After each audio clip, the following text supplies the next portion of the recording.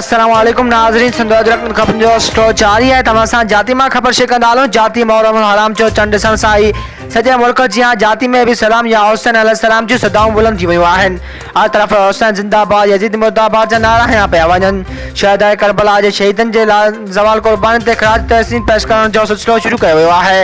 उन ॾस में करबला जे शहीदनि खे भेटा पेश करण लाइ जाती जे मरकज़ी इमाम बारगाह अल हुसैनी ते गुज़र रात अल्लामा ताज मोहम्मद इनकलाबी वाक़े करबला जो बयान करे मोमिननि जी दिलनि में गमे हुसैन खे ताज़ो करे छॾियो।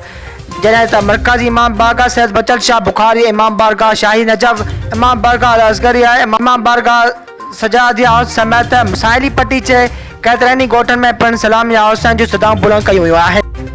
इमाम हुसैन अलैहिस्सलाम सां मोहबत रखंदड़ पारां इमाम बारगाह ते मजलिसूं कराए न्याज़ लंगर तक़सीम करण जो सिलसिलो शुरू कयो वियो आहे।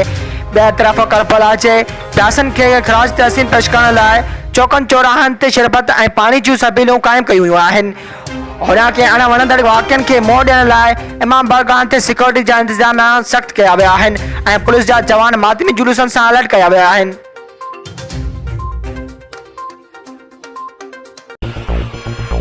वधीक ख़बरूं ॾिसण लाइ विज़िट कंदा असांजी वेबसाइट www.sindhajraknews.com।